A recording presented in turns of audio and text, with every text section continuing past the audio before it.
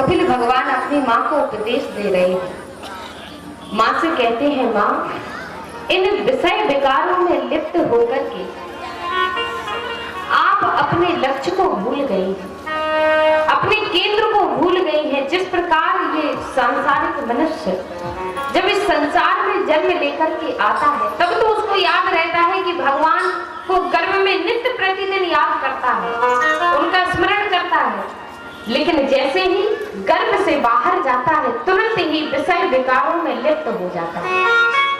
तो उनको समझाने के लिए कपिल भगवान उपदेश दे रहे हैं कि बहुत चला तू केंद्र छोड़कर दूर स्वयं से जाने को, अब तो कुछ दिन पंथ मोड़ पंथी अपने को पाने को। इतनी सारी उम्र तू बहुत चला, अपने केंद्र को छोड़कर सबके लिए सब कुछ किया, लेकिन हे पंछी, हे मनुष्य, अब तो कुछ दिन अपने लिए समय निकाल ले।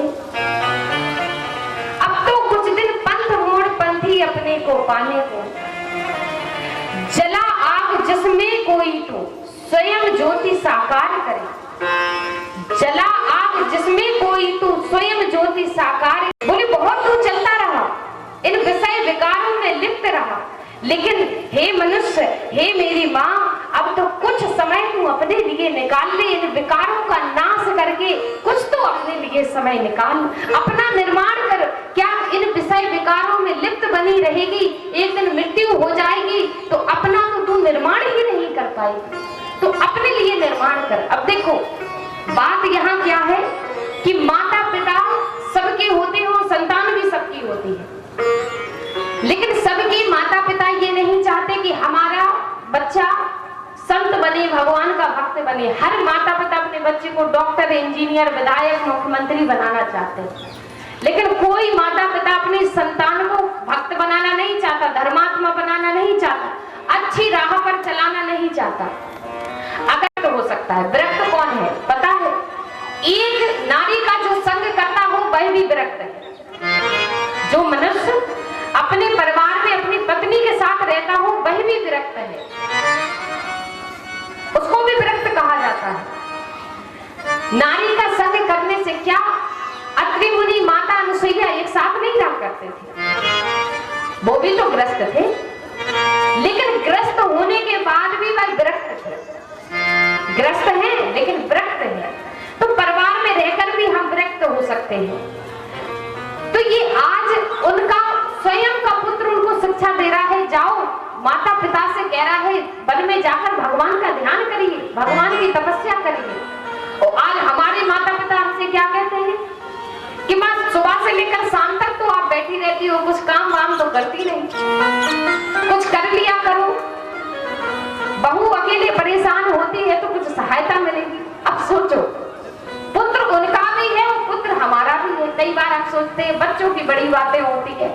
अब बात यही है, संस्कार दिखते हैं, फिर वही बच्चे जब बुढ़ापे में हमको कष्ट देते हैं तो हम उन्हीं बच्चों को कोसते हैं, भगवान ऐसा बच्चा किसी का ना हो। ऐसी परिस्थिति आई क्यों? क्योंकि हमने उस परिस्थिति को स्वयं निमंत्रण दिया है। अगर यही बच्चे के आचरणों को हम पहले से ही निहारते होते, पहले से ही देखते होते तो ये परिस्थिति नहीं आती। तो आज कपिल भगवान अपनी माँ से कह रहे हैं कि माँ, इस घर गृहस्थी के जंजाल को छोड़कर भगवान का स्मरण करो। और आज हमारे बच्चे हमसे कहते हैं कि बहू खेत में काम करते हुए अच्छी नहीं लगती, माँ तुम चली जाया करो, पूरा दिन घर में बैठकर क्या करती हो। सोचो, बच्चे वो भी है और बच्चे हमारे भी हैं, कैसी परिस्थिति है, लेकिन माता पिता से घर छोड़ा नहीं जा रहा। तो कभी कभार बात यही आती है, लोग समझते हैं कि उम्र से सब कुछ होता है। कभी कभार 10 वर्ष का बच्चा हमको वो ज्ञान दे देता है जो हम 80 वर्ष तक प्राप्त नहीं कर पाए।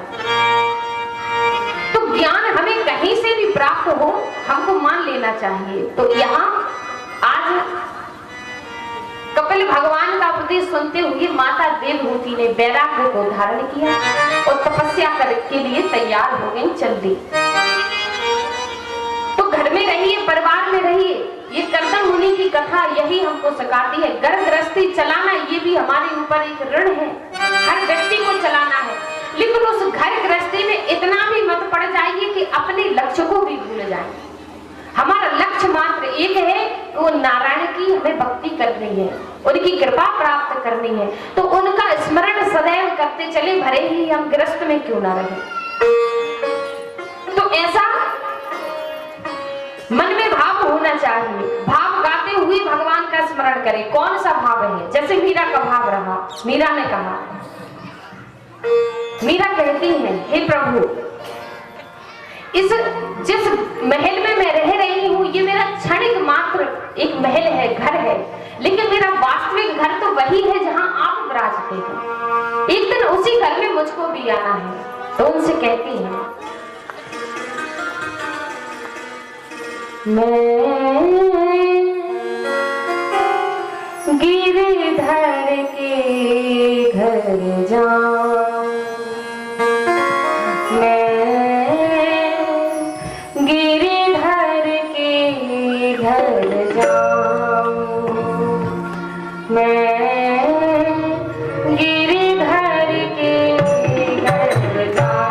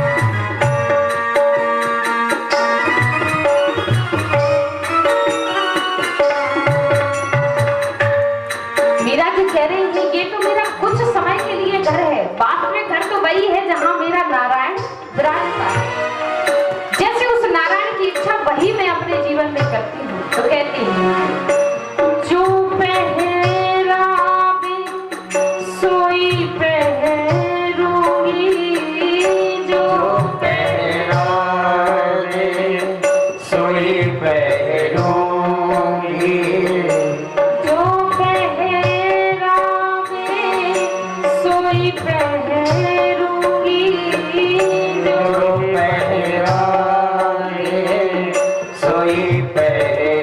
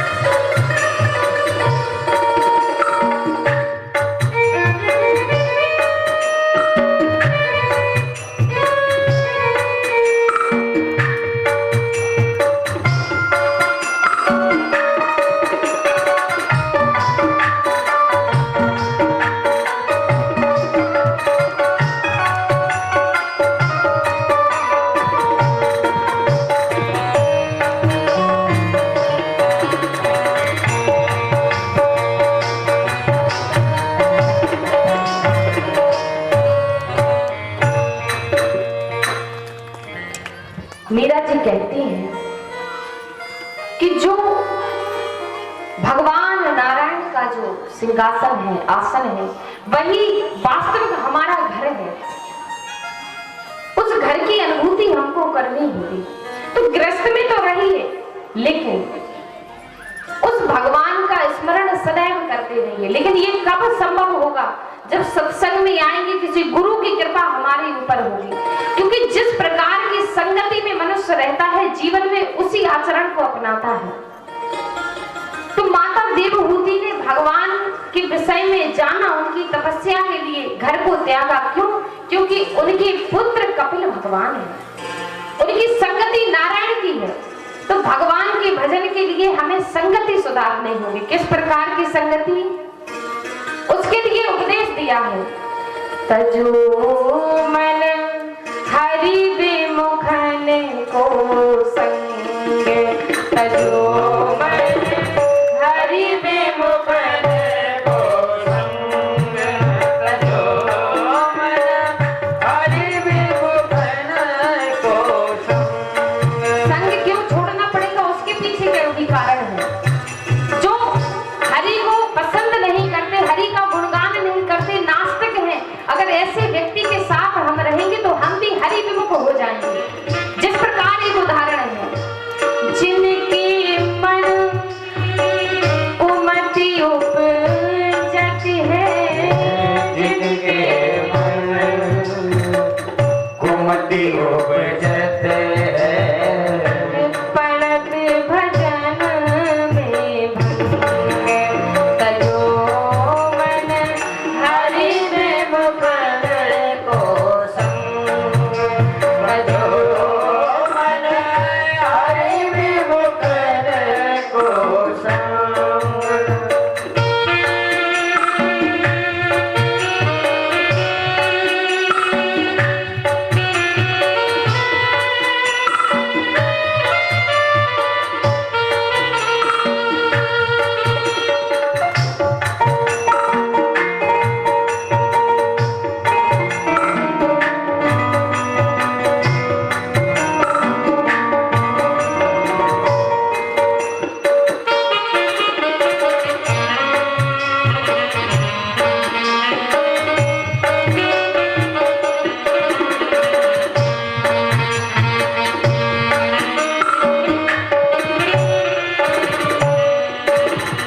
संग क्यों त्यागना है? उसका भी कारण कहा, जो हरि विमुख है। जिस प्रकार पहले के समय में देवता थे, राक्षस थे, उसी प्रकार आज भी देवता है, राक्षस है। जो हरि विमुख है, हरि से विद्रोह करने वाले हैं, उनको हम कितना भी प्रयास करें, पर वो हरि से प्रेम नहीं कर सकते। किस प्रकार से? कहाँ होते पैन पाने कराए, कहाँ होते पैन पाने कराए। किस प्रकार? जिस प्रकार एक सर्प को आप कितना भी दूध पिलाओ, कितना भी दूध पिलाओ, पर सर्प अपना विष नहीं त्याग सकता, कितना भी दूध पिलाना। उसी प्रकार हरि विमुख व्यक्ति को आप कितनी भी हरि चर्चा सुनाओ, उसको अच्छी नहीं लगेगी, उसको प्रेम नहीं होगा। क्यों? क्योंकि वो हरि से विमुख है, उसके अंदर हरि के प्रति विद्रोह है, विष को उसने पाल रखा है। इसी प्रकार कितना भी उसको हरि चर्चा सुनाओ, अच्छी नहीं लगती। कहाँ होते पैन पान कराए, कहाँ होते पैन पान कराए, दिसे नहीं तजत भुजंग, तजो मन हरि विमुखन को संग, तजो मन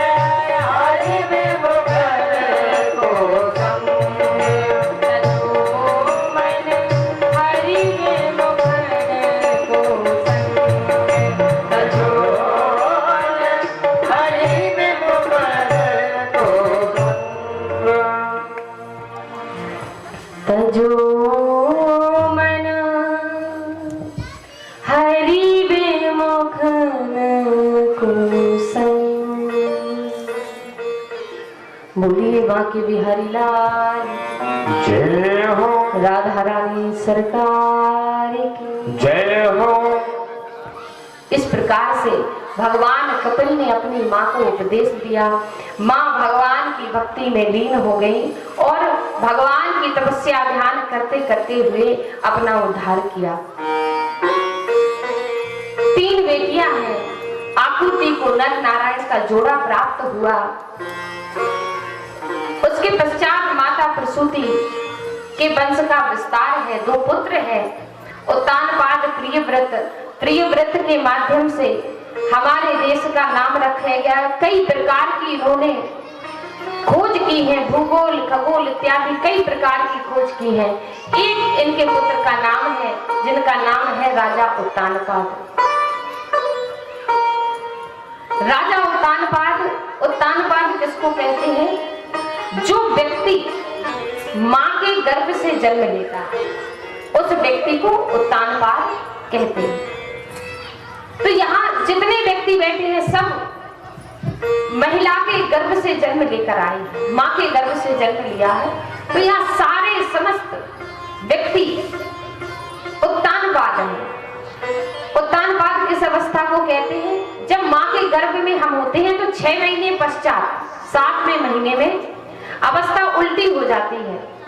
मतलब पहले सर ऊपर रहता है, अवस्था जब उल्टी होती है तो पैर ऊपर हो जाते हैं, सर नीचे हो जाता है। इस अवस्था को हम उत्तानपाद कहते हैं। तो यहाँ जितने भी लोग बैठे हैं सब उत्तानपाद हैं। अब इन उत्तानपाद राजा की 2 पत्नियां थी, एक सुनीति और एक सुरुचि। सुनीति कौन है? हमारी बुद्धि। और सुरुचि कौन है? हमारा मन। इनकी 2 पत्नियां थी। अब देखो जो राजा उत्तानपाद है इनकी कई प्रकार से कथा है।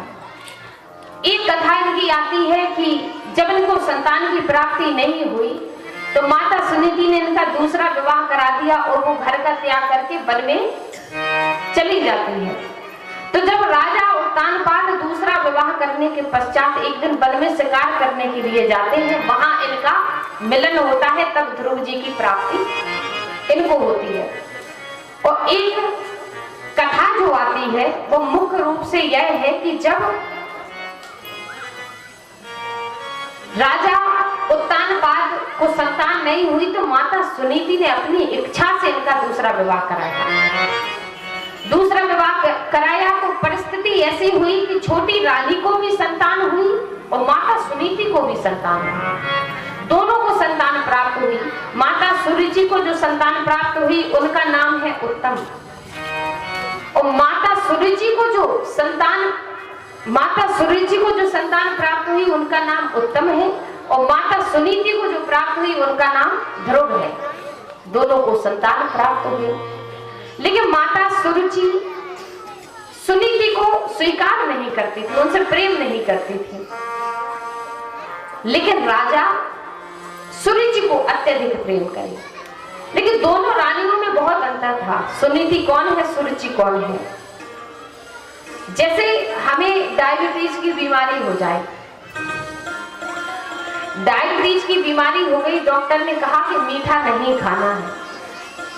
लेकिन आप देखिए साधारण मनुष्य को मीठा थोड़ा कम अच्छा लगता है, लेकिन जो डायबिटीज का मरीज होता है उसको मीठा खाना बहुत अच्छा लगता है क्योंकि उसको बीमारी है। तो जब कोई व्यक्ति को डायबिटीज हो जाए उसके आगे मिठाई लेकर जाओ, मीठा ले जाओ, तो वो मिठाई को जैसे ही देखेगा तो मन तुरंत बोलेगा अरे थोड़ी सी ले लेते हैं, मुंह का स्वाद बन जाएगा। लेकिन तुरंत ही बुद्धि बोलती है अरे भैया ये खाओगे तो दवा खानी पड़ेगी, बीमार हो जाओगे, छोड़ो, क्यों इस पर अपना मन ले जाते हो। लेकिन थोड़ी देर बाद मन फिर बोलेगा अरे जरा सा स्वाद ले लेंगे तो कुछ नहीं बिगड़ने वाला। और हर मनुष्य यही करता है, चोरी चुपके कितना भी प्रयास करे थोड़ी बहुत तो मिठाई ले ही लेगा। क्यों? क्योंकि मन नहीं मान रहा। अब जब तक मुंह में ना जाए तो मुंह को चैन नहीं पड़ने वाला है, तो थोड़ी मिठाई भी मुंह में रख ली। तो ये क्या है? जो मन के अनुसार व्यक्ति चलता है वही राजा उत्तानपाद है। हर व्यक्ति को अपना मन पसंद है क्योंकि मन कैसा है? सुंदर। मन हमेशा ये चाहता है मैं अच्छे स्कूल में पढ़ूं, अच्छे अच्छे कपड़े पहनूं, जब मेरा विवाह हो तो मेरी पत्नी बहुत सुंदर हो। तो मन कहता है वो सदैव मेरे पास अच्छी गाड़ी हो, अच्छा घर हो, लेकिन बुद्धि कहती है बेटा बंगला तो सोच लिया पर इतना पैसा कहां से लाओगे। बुद्धि तुरंत कहती है, लेकिन मन कहता है अरे जहां से लाएंगे लाएंगे पर बंगला तो बड़ा अच्छा है। तो मन सदैव बुद्धि के विपरीत चलता है। जब भी हम कोई निर्णय लेना चाहते हैं तो आप देखिए पहले दो मन हमारे बोलते हैं। एक मन कहता है कर लेना चाहिए और एक मन कहता है कि नहीं करना चाहिए। तो एक उसमें बुद्धि रहती है, एक सुनीति रहती है, एक सुरुचि रहती है, जिनके बीच में सदैव झगड़ा है, कभी आपस में बनती नहीं। और हम क्या करते हैं कि हम हमेशा सुरुचि को चुनते हैं कि एक बार करके देख लेते हैं, अगली बार से नहीं करेंगे, क्या नुकसान है।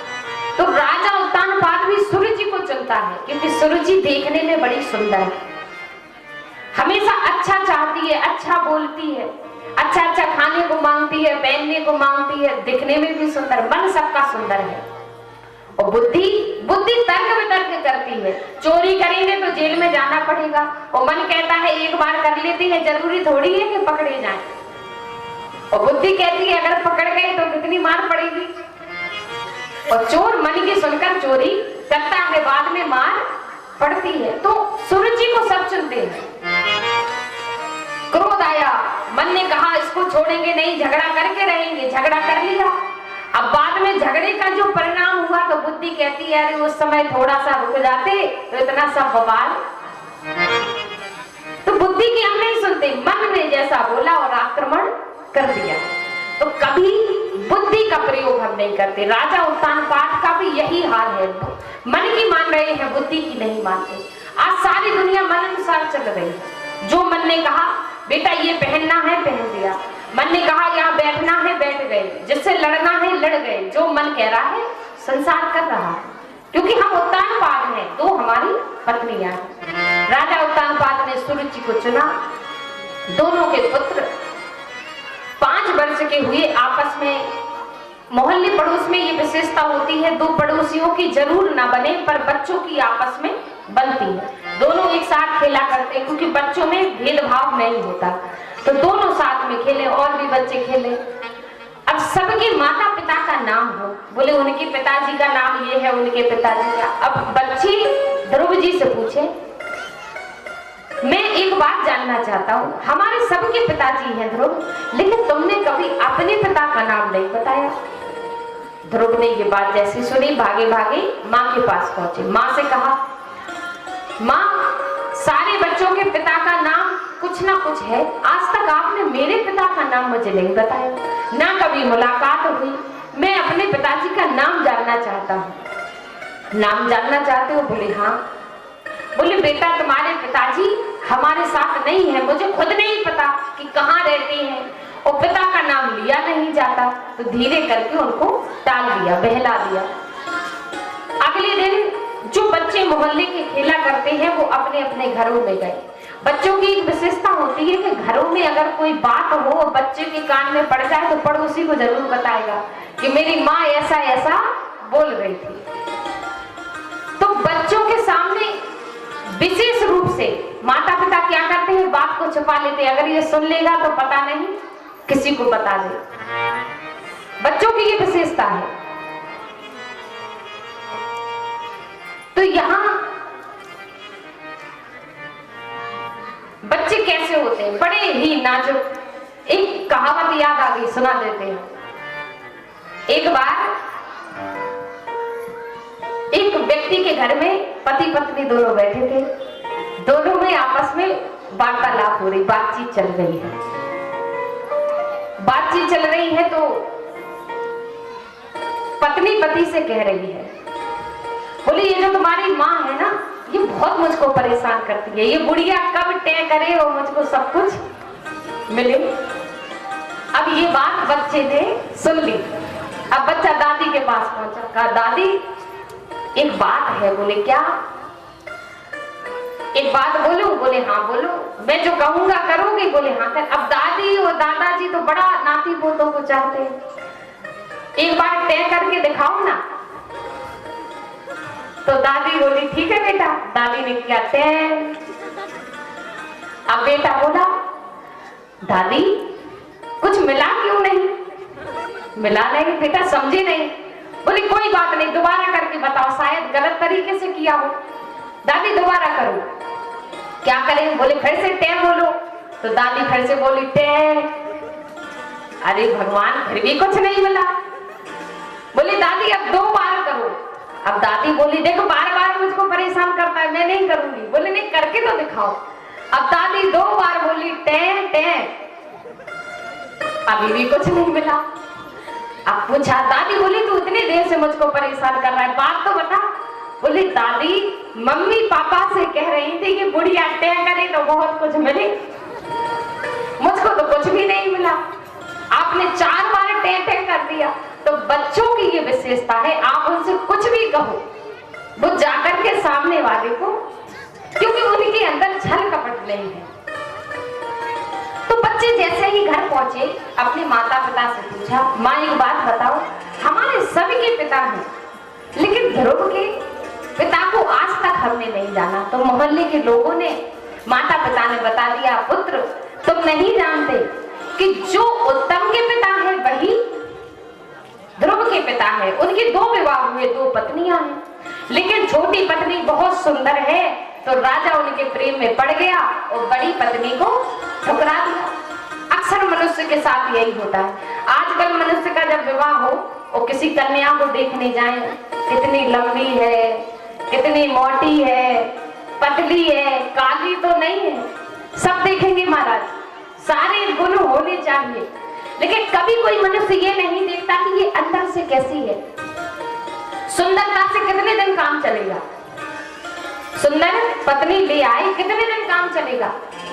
घर की अलमारी में बिठा करके पूजा थोड़ी करनी है, गृहस्थी चलानी है। तो ऐसी सुंदर पत्नी से कितने दिन काम चलेगा महाराज? 1 महीने अच्छी लगेगी, 2 महीने, 4 महीने, 6 महीने, फिर उसके बाद फिर तो पुरानी हो जाएगी। तब फिर सुंदरता से काम नहीं चलता, तब फिर पत्नी के आचरण देखोगे। अगर आचरण गलत निकले तो फिर क्या कहोगे? अरे हम तो बड़ा सोच समझ कर लाए थे, बड़ी सुंदर है, तो अच्छा काम करेगी, पर हम क्या जाने अंदर क्या भरा पड़ा है। तो वाद विवाद आरंभ हो जाएगा। बाहर का सौंदर्य ठीक है, एक समय तक निर्धारित है, 4 महीने, 5 महीने, 6 महीने, लेकिन ये सदैव विचार करो कि इस कन्या से मैं विवाह कर रहा हूं, क्या मेरे परिवार को चलाने योग्य है, इसमें ये गुण है कि नहीं।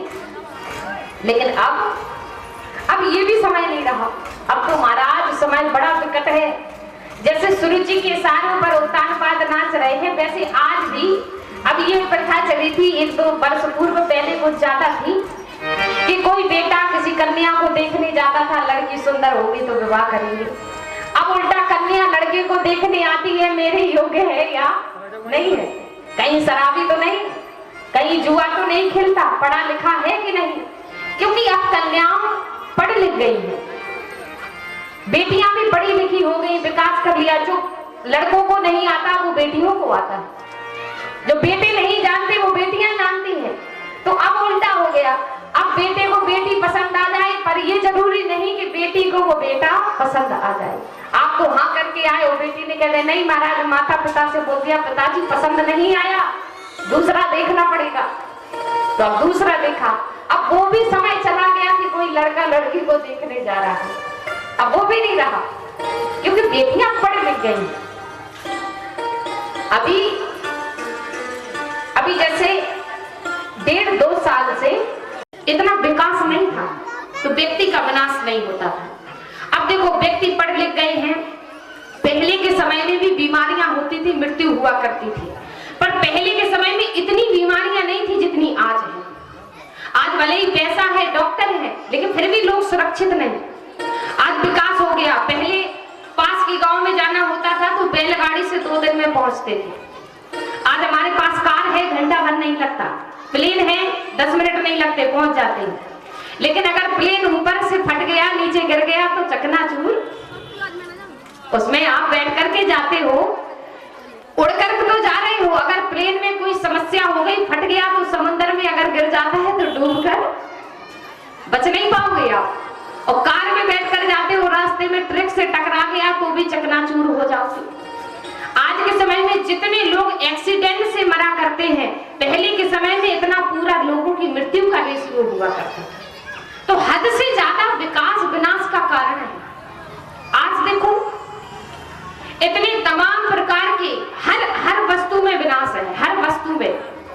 आज सोशल मीडिया का जमाना है, इंटरनेट चला, हर एक बच्चा इंटरनेट का प्रयोग करता है। कोई फेसबुक चला रहा, कोई इंस्टाग्राम, मोबाइल का प्रयोग कर रहा, कंप्यूटर का प्रयोग कर रहा है। इसका भी दुष्परिणाम है। जब आप हद से ज्यादा इंटरनेट सोशल मीडिया का प्रयोग करते हो तो इंटरनेट के माध्यम से हमारी प्रकृति को नुकसान होता है। आप देखो आज से 10 साल पहले वृक्ष पर कितने तोते चहचहाते थे, कितनी चिड़िया बोलती थी, आज एक नहीं दिखती। ये सब कहाँ गए? ये इंटरनेट का ही रेडिएशन है जिसके कारण आज हमारे पशु पक्षी मारे जा रहे हैं। पहले 2G internet, 3G internet, 4G internet और 5G जैसे ये किस प्रकार से है? जैसे हम गाड़ी से चलते हैं, 40 की स्पीड में जाएंगे, गिर पड़ेंगे तो कम चोट लगेगी, और 60 की स्पीड में जाएंगे, गिर पड़ेंगे तो ज्यादा चोट लगेगी, और 120, 130 की स्पीड में जाएंगे तो मर ही। उसी प्रकार का ये कारण है। 2G इंटरनेट था फिर भी प्रकृति हमारी सुरक्षित थी, 3G आया फिर भी सुरक्षित थी, 4G रहा तब हमको नुकसान हुआ, और आज 5G चल गया हमारा, आज 150 की स्पीड से चल रहा है। तो ये पशु पक्षी हमारे मारे जा रहे हैं। हमारे आकाश मंडल में रेडिएशन फैल रहा है जिसके वजह से वो सुरक्षित नहीं है। तो विकास विनाश का कारण है। पहले महिलाएं पुरुष श्रृंगार किया करते थे तो नेचुरल प्रकृति की चीजें हुआ करती थी, डाल की टूटी हुई मेहंदी, तमाम प्रकार के नेचुरल उनके श्रृंगार हुआ करते थे। आज के जो श्रृंगार है सारे नकली हैं। आज के समय में अगर कोई व्यक्ति ज्यादा श्रृंगार की वस्तुओं को प्रयोग करता है, ज्यादा मेकअप लगाता है तो उसको स्किन का कैंसर हो जाता है। आप देखो बड़े बड़े शहरों में स्किन कैंसर हो जाता है, कई प्रकार के इन्फेक्शन शरीर में फैल जाते हैं। क्यों? क्योंकि विकास है तो वो भी विनाश का कारण है। आज हर जगह यही है, ज्यादा व्यक्ति मॉडर्न बना, ज्यादा उसको अच्छे VIP स्कूल में पढ़ा दिया, अच्छे इंग्लिश मीडियम में एडमिशन करा दिया, तो इंग्लिश मीडियम में इंग्लिश बोलना चलना फिरना तो सिखा दिया, पर ये नहीं सिखाया कि समाज में कैसे उठना है, कैसे बैठना है। सारी जो उसको शिक्षा ज्ञान देना है वो समाप्त हो गया। माता पिता से कैसा व्यवहार होना चाहिए वो भी समाप्त। कैसे शिक्षा दी जाती है आज के स्कूल में? एक पंडितानी ने अपने पंडित जी से कहा कि हम अपने बच्चे को गुरुकुल में पढ़ाएंगे, हम अपने बच्चे को गुरुकुल में। ये सारी शिक्षा क्यों जरूरी है? कथा तो हम कई बार सुनते हैं, क्योंकि गांव का व्यक्ति क्या सोचता है कि हम अपने बच्चे को शहर में भेजेंगे तो बहुत अच्छी नौकरी करेगा, पढ़ लिख जाएगा। तो ये हमारा भ्रम है, कहीं ना कहीं ये भ्रम है। बच्चे को पढ़ाना लिखाना तो है, पर संस्कार भी उसके साथ साथ चाहिए। आप शहर में जाकर देखिए कि शहर में कितना कचरा है। गांव में हमको लगता है अरे यहाँ क्या है, कुछ भी नहीं। शहरों में एक ही घर में, एक ही बिल्डिंग में हजारों लोग भरे पड़े हैं, पर आपके बगल वाले कमरे में कौन रहता है नहीं जानते। कोई भी कष्ट हो अकेले ही हम पर बीतता है। एक माता जी गुजरात की वही निकट रहा करती हैं, उनके 2 बेटियां एक बेटा है, तीनों बच्चे उनके विदेश में रहा करते हैं। तीनों बच्चे उनके विदेश में रहा करते हैं, वहां व्यापार करते हैं। बच्चा एक सरकारी नौकरी विदेश में करता है, पैसे की कोई कमी नहीं, गुजराती है, गुजरात की रहने वाली है, कई वर्षों से मुंबई में उनका निवास है। आज किसी कारणवश उनके पति को पैरालिसिस हो गया, लकवे की शिकायत हो गई। तो उन्होंने अपने बच्चों को फोन किया, बेटा अभी हाल की उनकी स्थिति है, पिताजी गिर गए हैं, उनको समस्या हो गई है, उनका शरीर अब काम नहीं करता, चले आओ। बोले माँ हम नहीं आ सकते, अगर यहाँ से छुट्टी लेकर आएंगे। पहली बात तो यहाँ से यूके से मुंबई तक आने में 1 लाख सवा लाख रुपए का एक तरफ से किराया रहता है, और लौट कर आएंगे तो उतना किराया फिर से चाहिए, और हमारी नौकरी में दिक्कत आती है, तो हम नहीं आ सकते। अब महाराज यहाँ पत्नी देखभाल करती रही, देखभाल करते करते पति गुजर गया। कुछ समय गुजरने का पता चला तो बच्चा अर्जेंट में भाग कर आई, अंतिम संस्कार किया और पुनः वापस चले गए। अब बेटे ने अपनी पत्नी से कहा कि अब माँ अकेली हो गई है, क्यों ना माँ को अपने साथ रख ले। तो पत्नी कहती है दो में से एक को चुनना पड़ेगा, या तो अपनी माँ को रखो या मुझको रखो। अब बेचारा बेटा समस्या में फंस गया, माँ को रखेंगे तो ये नाराज हो जाएगी और इसको रख रहे हैं तो माँ का कौन है। चलो एक काम करते हैं, इसको ही रख लेते हैं, क्योंकि बच्चों का क्या होगा, माँ तो अपना गुजारा कर ही देगी। तो पत्नी को रख लिया और माँ को ठुकरा दिया। अब माँ आज के समय में वो माता जी, उनके पति की कई प्रॉपर्टी थी, तो एक उनका बहुत बड़ा हॉल बना हुआ है। मुंबई में जगह की कमी है, एक हॉल को किराए पर दे रखा है, जिससे 2 लाख रुपए का महीना आता है। उसी पैसे से अपना जीवन निर्वाह करती है। बच्चा उनको कभी देखने भी नहीं, विदेश में बच्चा रहता है। तो जिस बच्चे को पढ़ाया लिखाया, इतना बड़ा किया, जिसका सहारा लिया, आज वो ही उनके पास नहीं है। तो कभी कभार हम सोचते हैं बच्चे को नौकरी करा देना, उनको उन्नति प्राप्त करा देना, यही जीवन का सार है। तो ये हमारी भूल है। आज के इस समाज में हर माता पिता अकेला है। सोचते हैं हम संतान को जन्म देंगे तो हमारे लिए कोई ना कोई साथ देगा, पर आप अकेले के अकेले हो। बच्चा जैसे ही जवान हुआ, उसका विवाह हुआ पत्नी के प्रेम में, पत्नी के साथ, और नौकरी लग गई तो बाहर शहर में चला गया। आप फिर भी अकेले के अकेले, सदैव आपको अकेला रहना। आज यही परिस्थिति है। और तानपाद सुरुचि को इतना प्रेम करें कि सुनीति को भूल गए। एक दिन उनको पता चल गया कि राजा उत्तानपाद हमारे पिता हैं, तो भागे भागे पिताजी से मिलने के लिए बिन माँ को बताए दौड़ लगा कर जाते हैं। पिताजी को देखा कि पिताजी उत्तम को अपनी गोद में बिठाए हैं और प्रेम से सर पर हाथ फेर रहे हैं। ये सारा दृश्य देखकर मन में एक इच्छा उनकी उत्पन्न हुई, देखो मैं तो आज तक कभी पिता की गोद में नहीं बैठा, क्यों ना आज पिता की गोद में बैठ करके मेरे हृदय को शांति उत्पन्न हो जाए। ध्रुव जी को पिताजी को देखकर भागे भागे गए, चरणों में प्रणाम किया, लेट गए। ध्रुव को उनके पिता ने देखा कि देखो नन्हा सा बालक है, आज तक मेरे बेटे ने कभी भी मेरे चरणों में लेटकर मुझे प्रणाम नहीं किया, लेकिन देखो ये किसका पुत्र है, 5 वर्ष का है, चरणों में लेट करके मुझे प्रणाम करता, धन्य है। पता नहीं इसकी माँ कितनी संस्कारी होगी जो इतने अच्छे संस्कार इसको दिए हैं। अब देखो ये नहीं जानते कि मेरा ही पुत्र है। कहा बेटा कहाँ से आए हो, कौन हो? बोले पिताजी मुझको नहीं पहचाना, मैं आपका ही पुत्र हूँ, मेरा नाम ध्रुव है। माता सुनीति की मैं संतान हूँ। बोले ध्रुव बेटे तुम इतने बड़े हो गए? बोले हाँ पिताजी मैं इतना बड़ा हो गया हूँ। मन में विचार कर रहे हैं, देखो सुरुचि ने कभी अपने पुत्र उत्तम को इतने अच्छे संस्कार नहीं दिए, पर सुनीति ने दिए। कहा बेटा क्या चाहते हो, क्यों आए हो? बोले पिताजी हम आपकी गोद में बैठना चाहते हैं, क्या हमको गोद में बैठाओगे? तो आज उत्तम को नीचे उतार दिया और ध्रुव को लेकर के गोद में बिठा लिया। इतने में ही छोटी पत्नी सुरुचि आई, देखा अरे मेरी सौतन के बेटे को गोद में बिठाए हैं और मेरे पुत्र को जमीन पर बिठा दिया। ये बात सहन नहीं हुई, भागी भागी आई, ध्रुव का हाथ पकड़ा, गोद से नीचे उतार दिया। कहा आपकी हिम्मत कैसे हुई मेरे पुत्र को नीचे उतारने की? मेरे पुत्र का स्थान आपकी गोद में है, वो आपका पुत्र है। राजा उत्तानपाद ने कहा आखिर पुत्र ये भी मेरा है, भले ही मैंने सुनीति को तुम्हारे कहने से दासियों के साथ महल में रख दिया, लेकिन पुत्र तो मेरा है। पत्नी को चाहे या ना चाहे, पति हमेशा अपनी संतान को प्रेम करता है। तो कहा आखिर पुत्र मेरा है। बोले नहीं ये पुत्र तुम्हारा नहीं हो सकता, ये उस दासी का पुत्र है।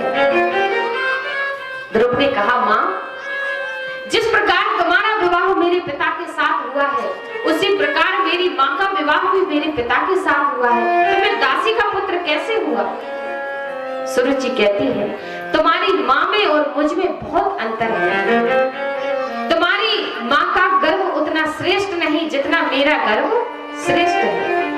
अगर तुम्हें अपने पिता की गोद में बैठना है तो जाओ उस परमात्मा की तपस्या करो और उस ईश्वर से कहना कि मुझे माता सुरुचि के गर्भ से जन्म दे, तब जाकर के मैं अपने पिता की गोद में बैठ सकता हूँ। ऐसा कटु वचन बोला तो उनको हृदय में चुभ गया। भागे भागे रोते हुए अपनी माँ के पास पहुंचे। माँ ने देखा कि ध्रुव की आंखों से आंसू बह रहा। पूछा, पुत्र क्यों रो रहे हैं? क्या कारण है? किसने मेरे बेटे का दिल दुखाया है? क्या मैं जान सकती हूँ? कहा, हाँ माँ, आज मैं पिता के पास गया था, छोटी माँ ने मुझे गोद से उतार दिया। कहती है अगर पिता की गोद में बैठना है तो जाओ जाकर के उस परमात्मा की तपस्या करो, तब जाकर के पिता की गोद में बैठ सकते हो। आपको दासी बोलती है माँ, कहती है मेरा गर्भ श्रेष्ठ है, इसमें क्या कारण है? तो माँ कहती है कि तुम्हारी छोटी माँ सही कहती है। जो शिक्षा आज तक मैं तुमको नहीं दे पाई वो तुम्हारी छोटी माँ ने दे दी है। मैं तो सदैव तुमको खेलना कूदना सिखा पाई। तुम नारायण की तपस्या कर, लेकिन नारायण से ये मत मांगना कि मैं अपने पिता की गोद में बैठना चाहता हूँ, क्योंकि एक दिन तुम्हारे पिता की मृत्यु हो जाएगी तो गोद से उतार देंगे। भगवान की तपस्या करो, उनसे कहना प्रभु ऐसा वरदान दो कि मैं सदैव आपके निकट रहूं और आपकी ही गोद में बैठूं। ऐसी भगवान की तपस्या करो। पूछा, माँ वो भगवान कहाँ मिलेगा?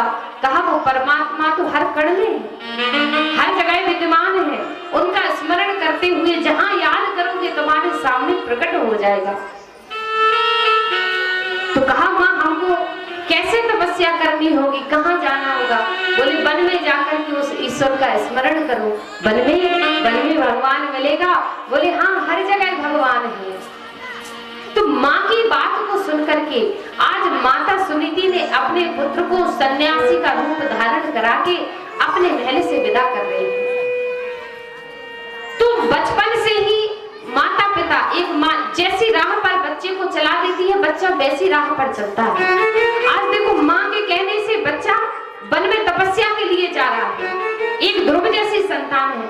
लेकिन आज की पीढ़ी की संतान कैसी है, कैसी विडंबना है समाज में कि कैसी विषैली चल रही है ये हवा, कैसी विषैली चल रही है ये हवा। चारों ओर बच्चों की विशेषता बताते हुए कहा है, कैसी विषैली चल रही है ये हवा, पतन के कागार पर खड़ा है हर नौजवान। कैसी विषैली चल रही है ये हवा, पतन के कागार पर खड़ा है हर नौजवान। कदम उसके थिरक रहे हैं बेढंगी तालों पर, कालिक को पोत डाला जीवन के उजालों पर। पाश्चात्य संस्कृति का हो रहा भरमार देखो, पाश्चात्य संस्कृति का हो रहा भरमार देखो।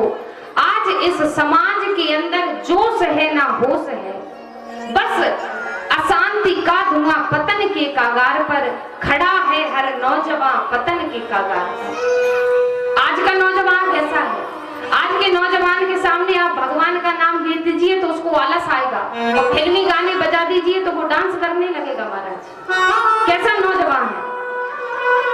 आप उससे कहिए बेटा अच्छा पकवान पाओ, शुद्ध वायु लो, अच्छे लोगों की संगति करो, तो नहीं बैठेगा। और वहीं एक शराबी बैठा हो तो चार जाकर बैठेंगे, वो साथ में शराब का पान करने लगेगा। एक नौजवान ध्रुव जैसा था कि माँ के कहने से तपस्या के लिए चल दिया, और आज हमारे बच्चे भी नौजवान हैं जिसने अपने भविष्य को नशे की लत में गवा दिया है, जिसने अपने जीवन को समाप्त कर दिया नशे में, बुरी आदतों में, संगतों में। उनके जीवन का कोई लक्ष्य ही नहीं है, आज बस जिए जा रहे हैं। आज बड़े से बड़े छोटा सा छोटा गांव, बड़े से बड़ा शहर, हर जगह परिस्थिति ये है कि आज किसी का युवा का जो भविष्य है वो सुरक्षित नहीं है।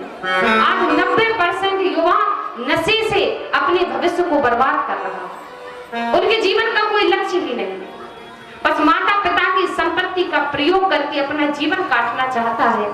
लेकिन एक ध्रुव ऐसी संतान है जो माता के उपदेश से आज वन की ओर भगवान की तपस्या के लिए जा रही है। तो एक युवा वो भी है और एक युवा हमारे समाज में भी है। तो ऐसे युवाओं के ऊपर हमारा आज का आने वाला भविष्य चलेगा। इसलिए ये घनघोर कलयुग आने वाला है, क्योंकि अब युवाओं के अंदर ना कोई जोश है ना होश है, बस अशांति अशांति है। के नशे में अपना जीवन नष्ट कर रहे। तो आज ध्रुव जंगल की ओर जाते हैं, वन में जाकर नारायण को जगह जगह ढूंढ रहे हैं, पर नारायण को ढूंढते हुए आज नारायण कहीं नहीं मिला। तो नारायण से प्रार्थना कर रहे हैं, हे प्रभु, हमने सुना है कि आप समस्त सृष्टि का पालन करने वाले हैं, समस्त सृष्टि को चलाने वाले हैं, तो हमको आपके दर्शन कब होंगे? तो उनसे प्रार्थना करते हैं और कहते हैं, ओ पालनहारे निर्गुण और न्यारे, तुमरे बिन हमेरा कौन नहीं, हमरी उलझन सुलझाओ भगवन, तुमरे बिन हमेरा कौन नहीं। आप लोग भी गाइए ताली बजाते हुए, ओ पालनहारे निर्गुण और न्यारे, तुमरे बिन हमेरा कौन नहीं।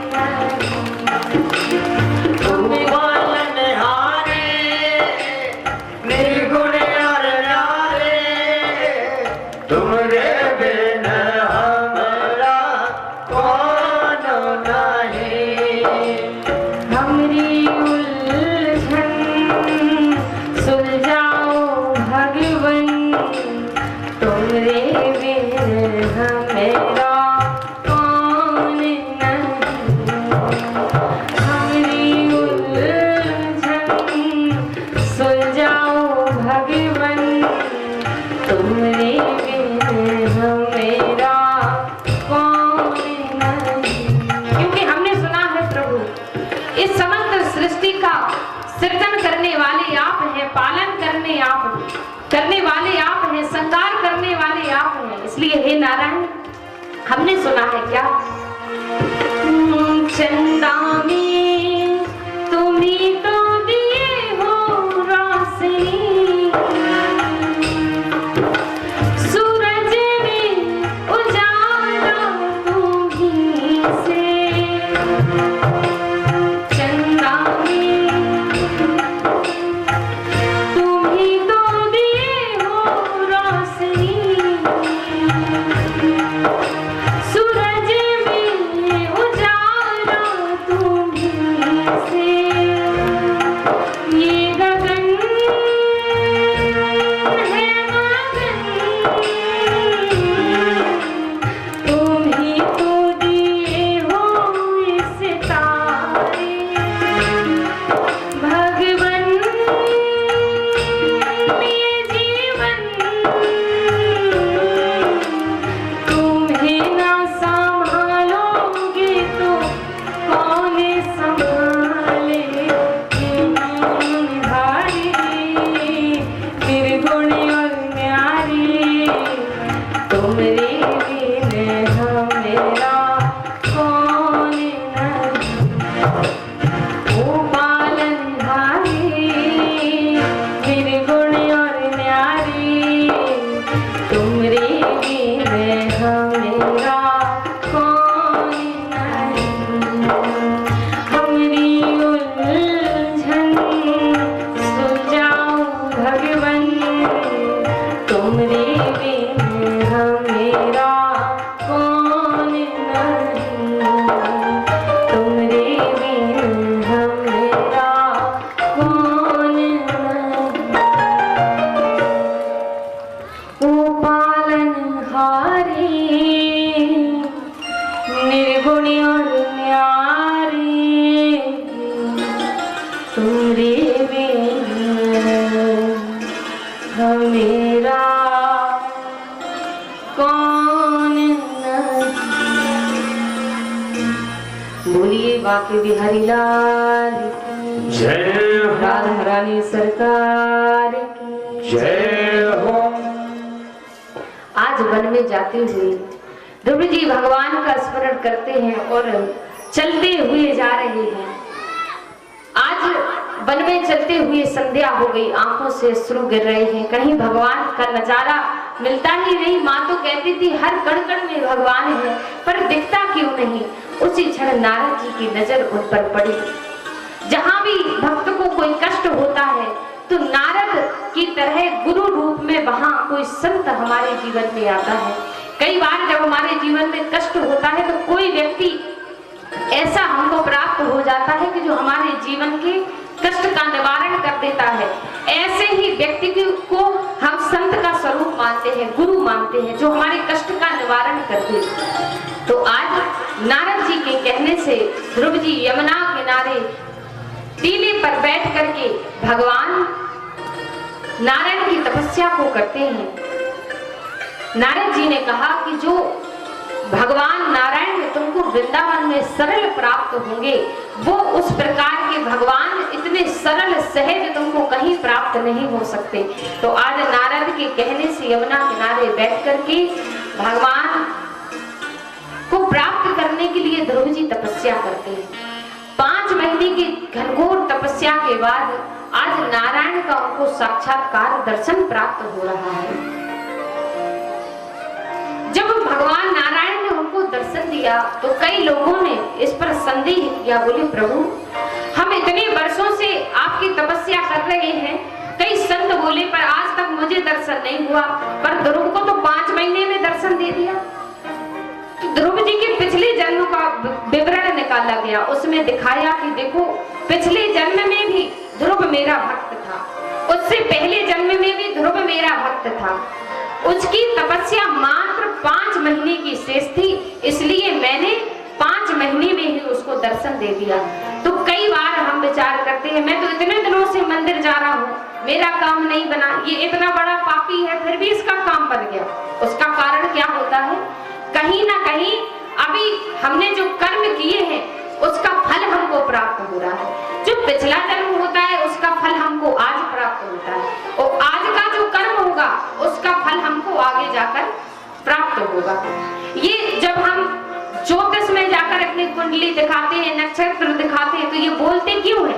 क्योंकि पिछले कर्म का जो व्यवधान हमने किया है वही हमारे सामने जो आता है। तो आज हम जो करेंगे वो हमको कल प्राप्त होगा। आज चोरी करेंगे, सजा हमको कल मिलेगी, चोरी करते वक्त नहीं मिलती। तो इस प्रकार से 5 महीने की तपस्या में उनको दर्शन दिया। दर्शन देकर के उनकी मनोकामना को पूर्ण किया। कौन सी मनोकामना? जब भगवान का दर्शन ध्रुव जी ने किया तो भगवान को देख करके नन्हे से बालक थे, अबोध थे, कुछ ज्ञान नहीं था, तो भगवान नारायण ने अपना संग उनको स्पर्श कराया। संग के स्पर्श मात्र से उनको संपूर्ण ज्ञान हो गया। उस ज्ञान के माध्यम से उन्होंने भगवान का मंगलाचरण किया और भगवान ने उनको 36,000 वर्ष तक राज्य करने का वरदान दे दिया कि 36,000 वर्ष तक तुम राज्य करोगे। उसके पश्चात तुमको मैं एक ऐसा सिंहासन प्रदान करूंगा कि तुम सदैव तुम्हारी कीर्ति, तुम्हारा यश चमकदार बना रहेगा। तो ध्रुव पद उनको प्राप्त कर दिया। तो ध्रुव तारा सबसे चमकदार है, यशस्वी है। ध्रुव पद प्रदान किया। यहाँ माता पिता को पता चला कि मेरे पुत्र को भगवान की प्राप्ति हो गई, तो उत्तानपाद सब भागी भागी आज पुत्र के पास आए। पुत्र ने कहा पिताजी आज देखो एक समय वो था जब मैं तुम्हारे पास भागकर आता था, तो आपने गोद से माँ ने जब मुझको उतारा तो आप 2 शब्द भी नहीं बोले। आज समय मेरे पास है कि आप मेरे पास भागे भागे आ रहे। तो समय सबका आता है, आज किसी का है कल किसी का होगा। कोई ये ना सोचे कि मैं ही सदैव सब कुछ रहने वाला हूँ। आज प्रधानमंत्री कोई और है, पहले कोई और था, आने वाले समय में कोई और होगा। एक व्यक्ति सदैव अपने पद पर टिकने वाला नहीं है। बस बात इतनी है कि ईश्वर में आस्था हमारी पक्की होनी चाहिए।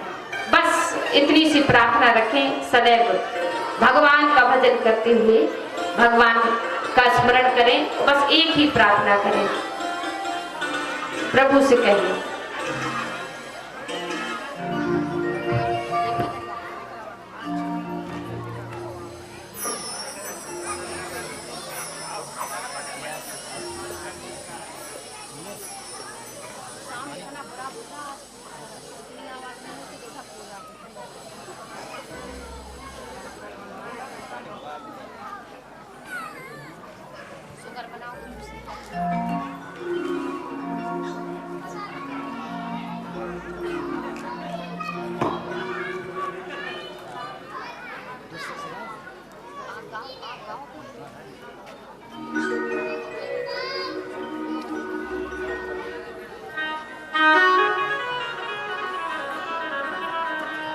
सभी भाव से ताली सेवा करते हुए हमारे साथ भजन गुनगुनाएंगे।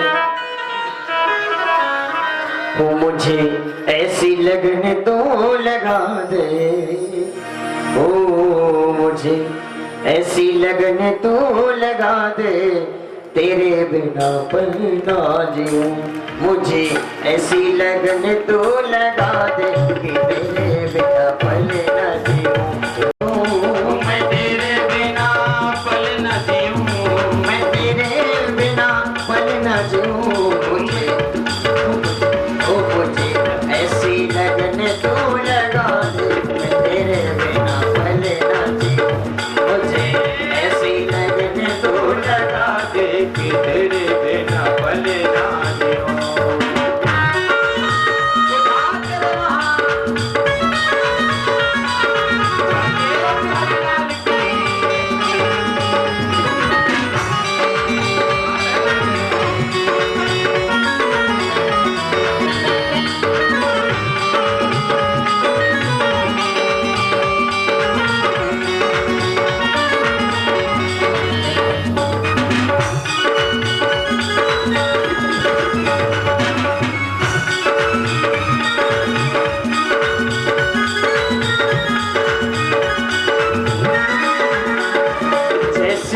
जल बिन मछली पल ना जिए, जैसे जल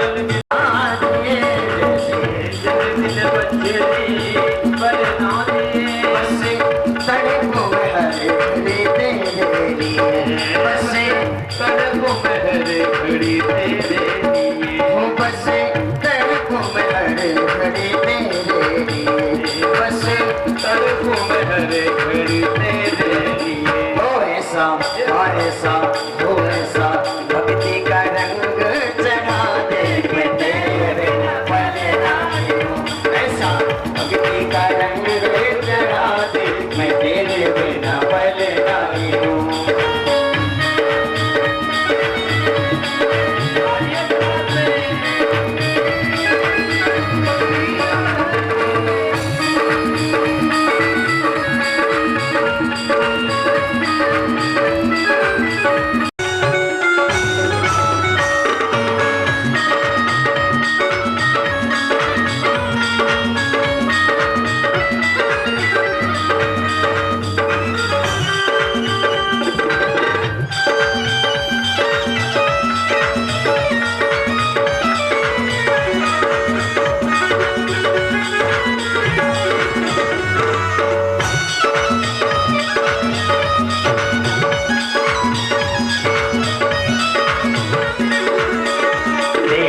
चरणों के धूल में मैं मिल जाऊं, तेरे चरणों के धूल में मैं मिल जाऊं। बस आशा यही है कभी दूर न जाऊं, बस आशा यही है कभी दूर न जाऊं। तेरे चरणों के धूल में मैं मिल जाऊं, बस आशा यही है कभी दूर न जाऊं, बस आशा यही है कभी दूर न जाऊं। ऐसा और ऐसा प्रेम वाला ऐसा जगा दे, मैं तेरे बिना पल ना जीऊं।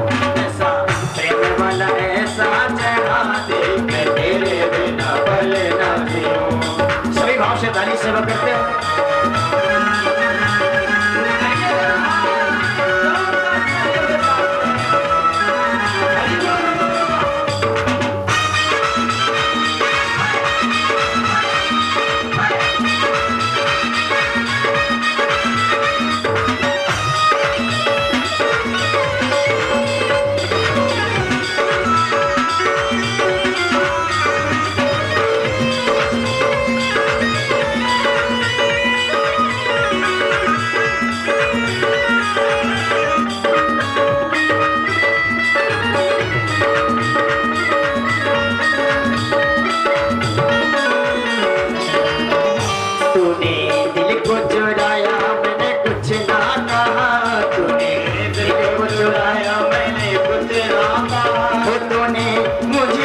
पाया मैंने कुछ ना कहा, तूने मुझे तल पाया मैंने कुछ ना कहा। तूने दिल को चुराया मैंने कुछ ना कहा, तूने मुझे कर पाया मैंने कुछ ना कहा।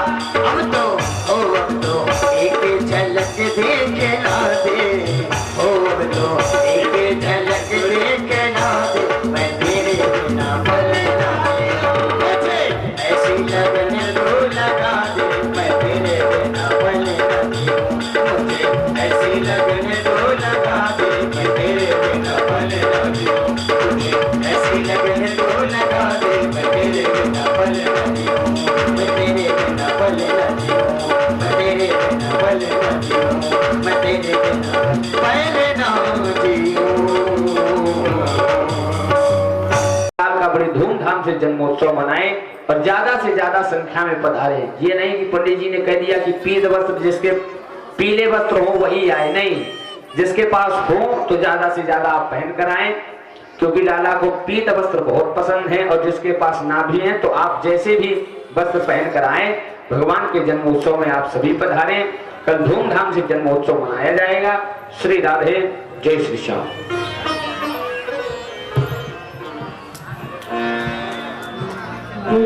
वाक्य विहरी लाल की जय हो, राधा रानी सरकार की जय हो।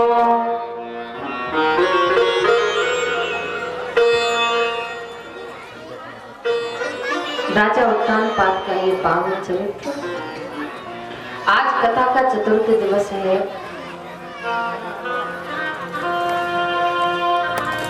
अभी भैया ने बताया कि पीले वस्त्र, जब प्रथम दिन हम आए ना तो सब माताओं को पता था कि पीले वस्त्र पहन कर जाना है। अब हमको एक माता जी मिली, हम ये नहीं बताएंगे कि कौन थी, कहाँ मिली थी, वरना आप जान जाओगे।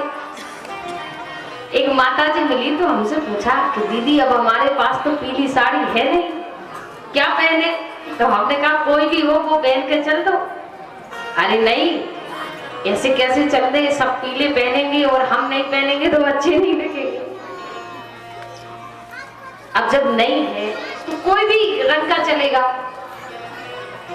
तो फिर अपने मन से कहती है अब एक काम करें, मेरे पास एक साड़ी नहीं तो है पर उसमें काला काला निशान है, काला काला निशान है पर पूरी काली तो नहीं है, फिर भी चलेगी। अगर थोड़ा बहुत रंग है, दूसरा रंग है तो चल जाएगा पहन। पर एक बात बताए? हाँ बताओ। कुछ पैसे तो मेरे पास है, कहो तो ले आए। अब देखो, जो अब ये पक्का ये पैसे चुरा चुरा के रखे गए होंगे, किसी को पता नहीं होंगे कि कुछ पैसे हैं। तो बोली कुछ पैसे तो हमारे पास है, अभी यही पड़ोस में दुकान है, अभी लेके आते हैं। तो जरा सोचो कि मन भी था कि वो साड़ी पहनने, लेकिन मन नहीं माना तो चोरी किए हुए पैसे जो बचाकर रखे थे, एक साड़ी को लेने के लिए वहां तक भागे। तो अगर आपने कुछ पैसा चुरा कर रखा हो तो इतना कष्ट मत करना कि साड़ी लेने भागे वहां तक। उसको रखना, समय पर काम आता है। थोड़ा बहुत पैसा बचाकर रखना बहुत जरूरी है जीवन में। थोड़ा बहुत पैसा अपने बच्चों से, परिवार से, सबसे छुपा कर रखें, क्योंकि थोड़ी बहुत आपके पास मुद्रा होना बहुत जरूरी है। आपत्ति के समय में कोई कुछ नहीं देता, जब आपत्ति आती है तो वही चोरी किया हुआ धन हमारे काम आता है, वही बचाया हुआ धन हमारे काम आता है। तो ये बहुत अच्छी बात है, जो लोग पैसे को छिपा कर रखते हैं, ये बहुत अच्छा गुण है। पर इतना भी छिपा कर नहीं रखो कि सामने वाला तरसता रह जाए। और आप छिपाना तो है पर एक सीमा में छिपाना, ज्यादा पैसा भी छिपा कर मत रखना। तो छिपा कर रखोगे, जरा हाथ उठाइए सामने वाले। अरे कहेंगे हाथ उठाएंगे तो जान जाएंगे कौन कौन छुपा कर रखता है। हाँ, तो थोड़ा थोड़ा छुपा कर रखना भी चाहिए। एक बार जयकारा लगा तो बांके बिहारी लाल की। तो कल भगवान का पावन जन्म है और आप सभी लोग अपने अपने घर से प्रसादी भगवान का उत्सव मनाए, बड़े ही खुशी से कथा सुनने आए। वो कितने बजे आए? 2 बजे। आप आते नहीं हो, 4 बजे आते हो, फिर शिकायत रहती है 4 बजे भी नहीं आते महाराज, 5 बजे आते हैं कि अब जाएंगे आरती लेंगे वो प्रसाद लेकर। अब शुगर मनाओ कि प्रसाद में रसमलाई नहीं बढ़ती।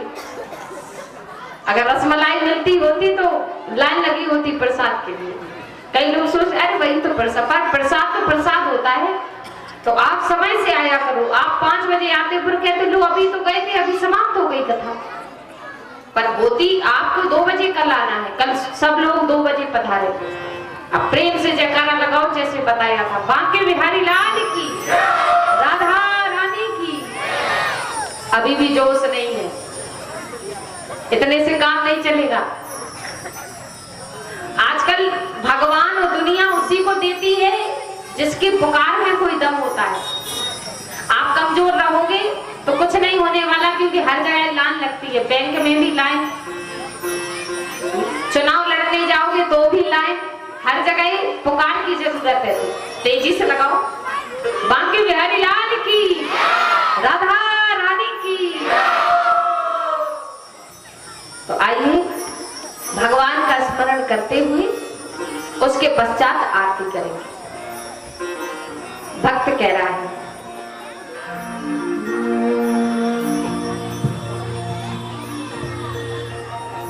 जो करते रहोगे भजन धीरे धीरे, भजन धीरे धीरे तो मिल जाओ सजन धीरे धीरे, तो मिल जाएगा वो सजन धीरे धीरे। जो करते रहोगे भजन धीरे धीरे, भजन धीरे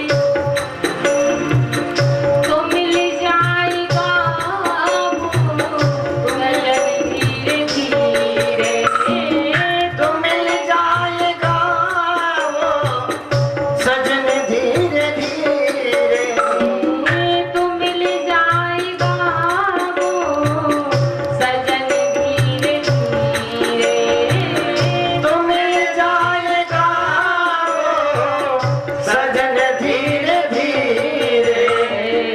जो करते रहोगे, जो करते रहोगे भजन धीरे धीरे, भजन धीरे धीरे, तो मिल जाएगा वो सजन धीरे धीरे, तो मिल जाएगा वो आप लोग भी गाना चालू हो जाते हैं।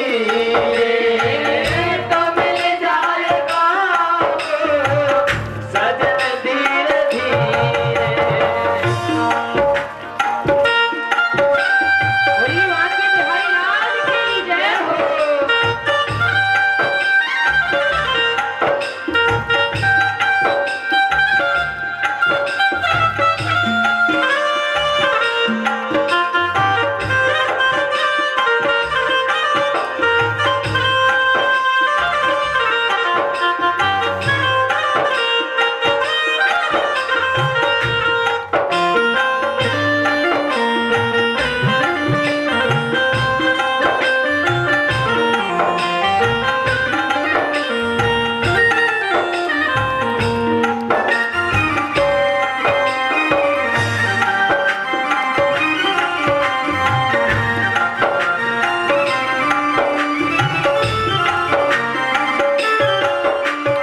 और अगर उनसे मिलना चाहते हो, तमन्ना है, तो क्या करना पड़ेगा?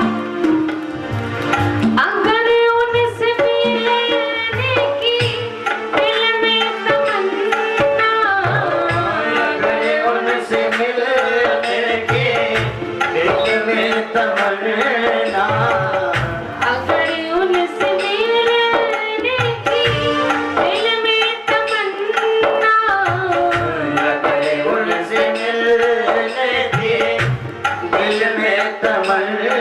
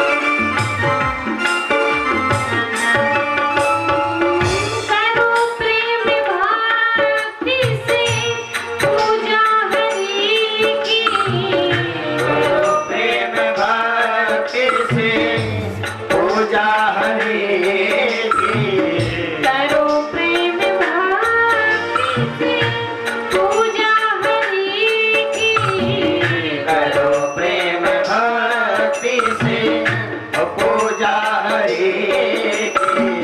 तो मिल जाएगा वो रतन धीरे धीरे, तो मिल जाएगा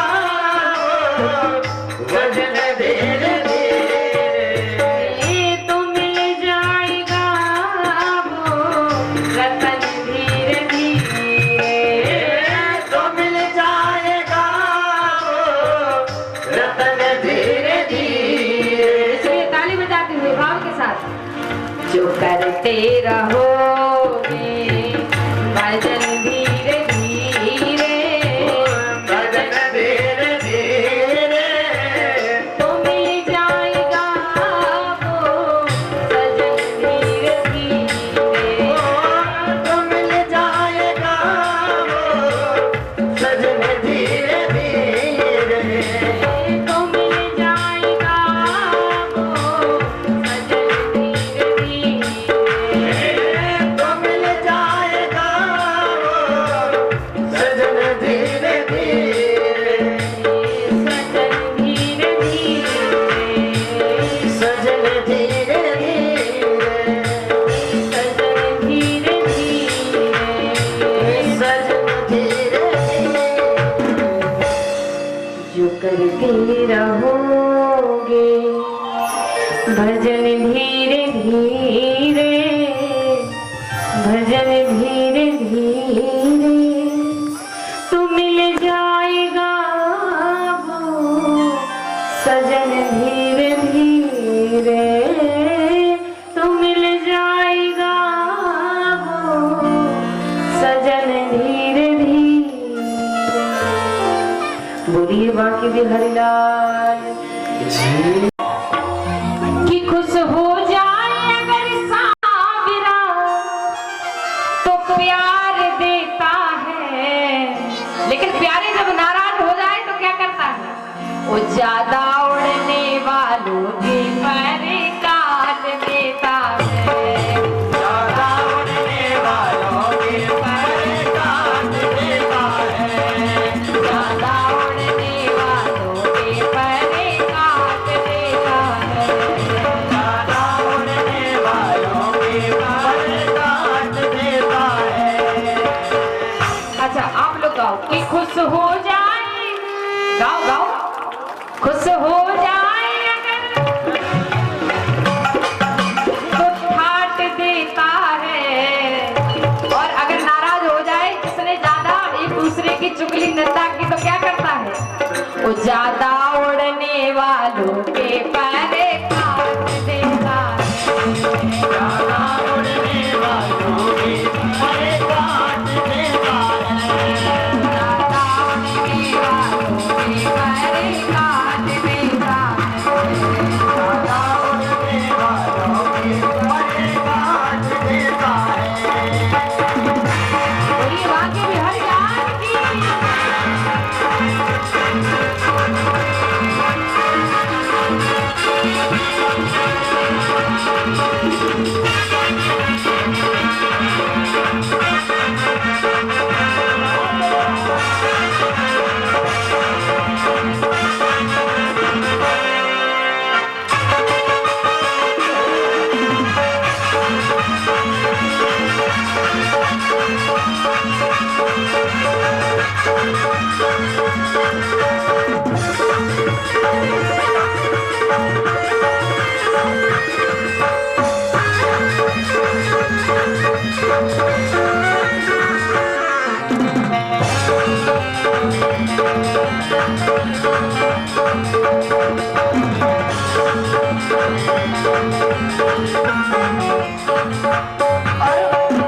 इसलिए भगवान के लिए करना क्या है, जब इनके दरबार में जाओ क्या लेकर, इस दर पे जब जब आना की चाहे खुशियाँ पाना, इस दर पे जब जब आया ये प्यारे खुशियाँ पाया, बन करके सखा सुदामा चरणों में शीश झुकाना, बन करके सखा सुदामा चरणों में शीश झुकाया, और चरणों में शीश ये घर आंगन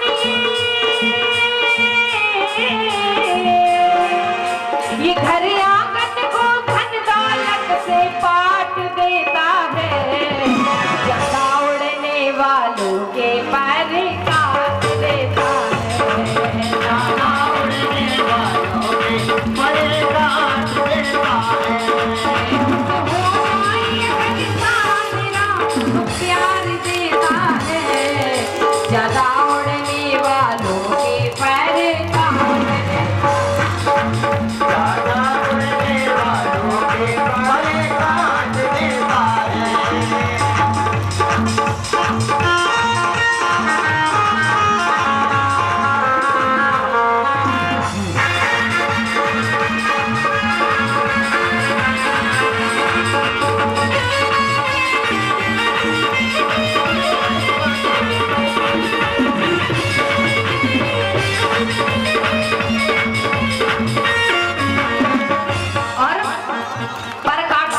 कहीं भी भगवान के स्थान में जाएंगे पर काट देता है। उसका कारण क्या है? क्योंकि भगवान के स्थान पर एक लोग बैठे रहते हैं, बड़े तगड़े सिपाही है। कौन है?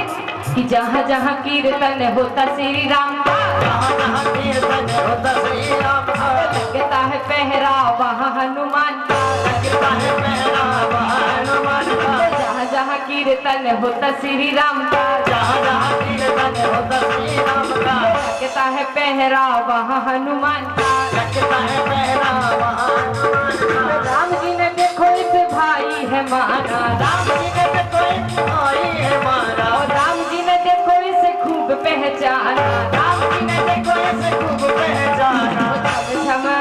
ओ झम झम नाच देखो वीर हनुमान, झम झम नाच देखो वीर हनुमान, झम झम नाच देखो वीर हनुमान, झम झम नाच देखो वीर हनुमान।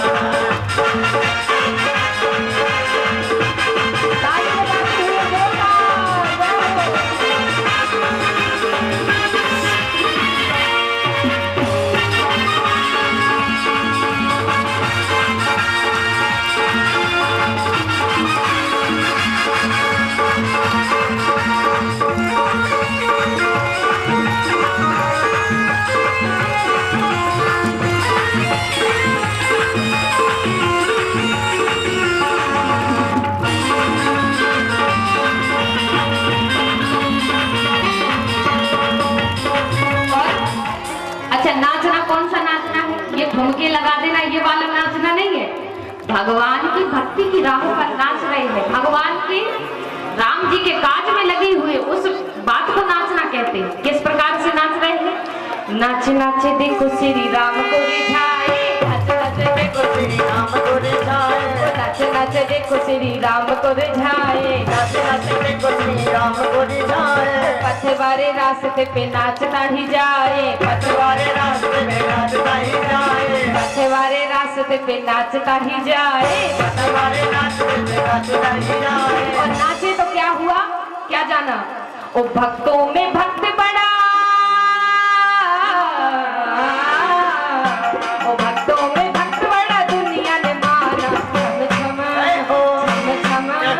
छम छम नाच देखो वीर हनुमान, छम छम नाच देखो वीर हनुमान, छम छम नाच देखो वीर हनुमान, छम छम नाच देखो वीर हनुमान।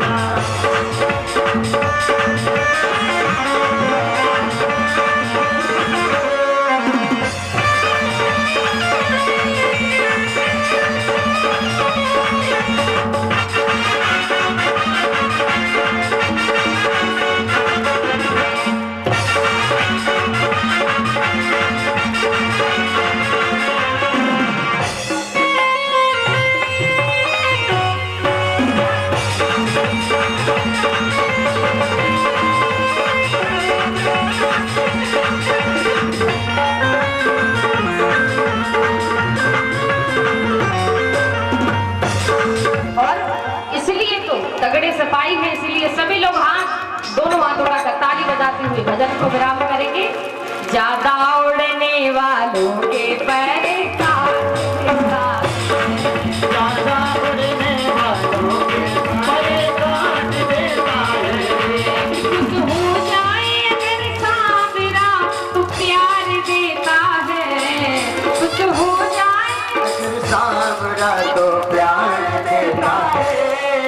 ज्यादा उड़ने वालों के पर काट देता ज्यादा उड़ने वालों के पर काट देता है ओ पर काट देता पर काट देता है पर काट देता पर काट देता है ओ पर काट देता पर काट देता है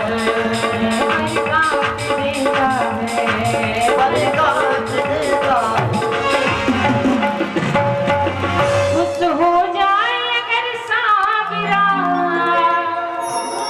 तो प्यार देता है वो ज्यादा उड़ने वालों के पर काट देता। बोलिए वाक्य बिहारी लाल की श्रोताद्वा यस्य प्राणस्य मुखात् निरजायतः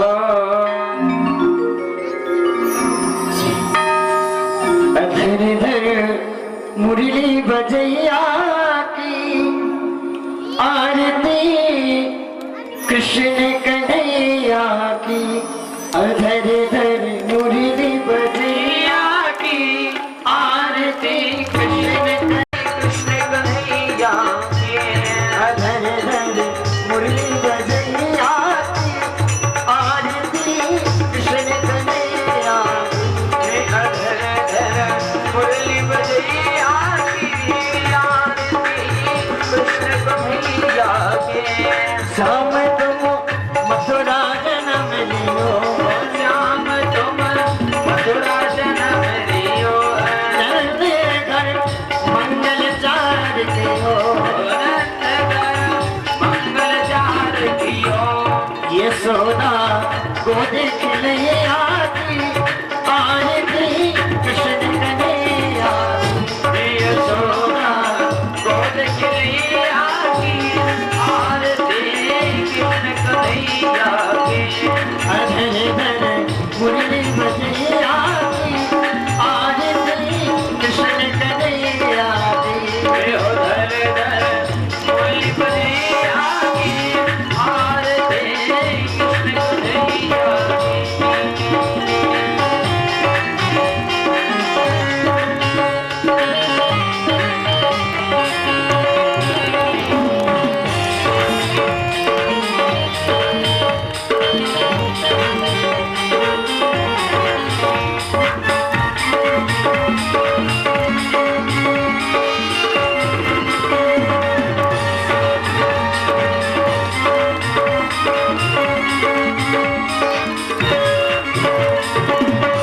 श्याम तुम सासुर मारे श्याम तुम सासुर मारे श्याम तुम सासुर मारे श्याम तुम सासुर मारे श्याम भूमि को भार डालो श्याम भूमि भार डालो श्याम तुम सासुर मारो श्याम तुम सासुर मारो श्याम भूमि को भार डालो श्याम भूमि को भार डालो कालिया सागन सैया की आरती कृष्ण कन्हैया कालिया नागन भैया की आरती कृष्ण कन्हैया की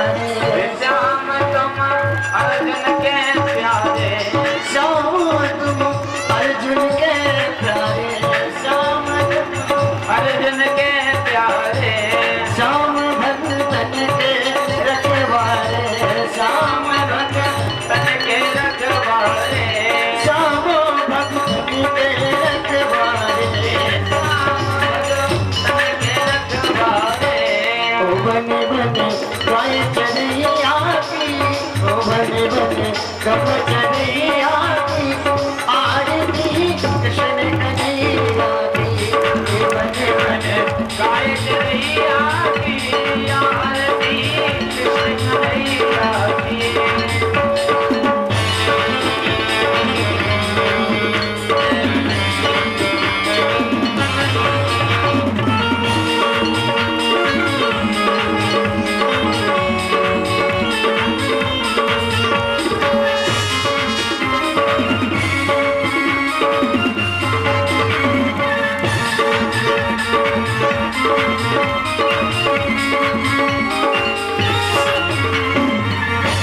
श्याम तुम यशोदा के छैया श्याम तुम यशोदा के छैया श्याम तुम यशोदा के छैया श्याम तुम यशोदा के छैया श्याम बलदाऊ के भैया श्याम बलदाऊ के भैया श्याम बलदाऊ के भैया श्याम बलदाऊ के भैया।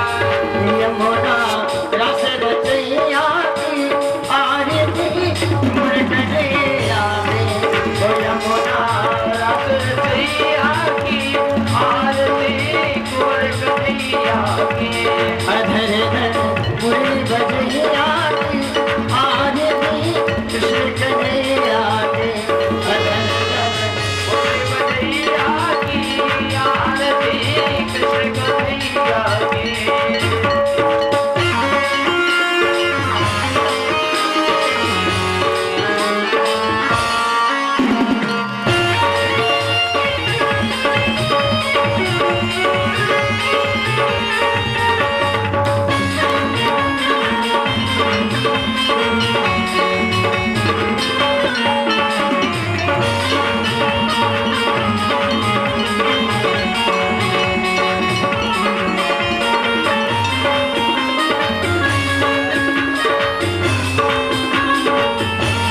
अधर धर मुरली बजैया की आरती कृष्ण कन्हैया की अधर धर मुरली बजैया की आरती कृष्ण कन्हैया की। अधर धर मुरली बजैया की आरती कृष्ण कन्हैया की अधर धर मुरली बजैया की आरती कृष्ण कन्हैया की। आरती कृष्ण कन्हैया की आरती कृष्ण कन्हैया की। आरती कृष्ण कन्हैया की आरती कृष्ण कन्हैया की। कर्पूर गौरम करुणावतारम दशहरतारम पुण्यश्यामम। सदा वसंतम ध्यान भगवान जय नमामि त्वमेव माता च पिता त्वमेव त्वमेव वंशः च सखा त्वमेव। त्वमेव वेद्या विपुलं त्वमेव त्वमेव सर्वं मम देव देव त्वमेव सर्वं मम देव देव। त्वमेव सर्वं मम देव देव त्वमेव सर्वं मम देव देव। हरे राम राम राम हरे हरे कृष्ण कृष्ण कृष्ण हरे हरे राम राम राम हरे हरे हरे कृष्ण कृष्ण कृष्ण हरे हरे। हरे राम राम राम हरे हरे कृष्ण कृष्ण कृष्ण हरे हरे हरे राम राम राम हरे हरे हरे कृष्ण हरे हरे कृष्ण कृष्ण हरे हरे कृष्ण कृष्ण हरे हरे कृष्ण कृष्ण हरे हरे ओम यलेने शीतलीकरणं शीतलेतुं जगन्माता शीतलेतुं जगत्पिता शीतलेतुं जगद्धात्री शीतलायै नमो नमः। पुष्पै देवादिवन्दनं कुर्यात् प्रतिवन्दनं प्रतिवन्दनं आरतिग्रहणं ददहन्ते क्षितान् पुष्पं मादाय अदमन्त्रपुष्पाञ्जलिः। भगवान की जय। हनुमान जी महाराज की जय। जगन्नाथ भगवान की जय। राजा रामचंद्र भगवान की जय। जनकनंदनी की जय। अयोध्याधाम की जय। राम राजा सरकार की जय। श्री ओम मैया की जय। गंगा मैया की गौ माता की जय। भारत माता की जय। अपने अपने माता पिता के जय। भगवान की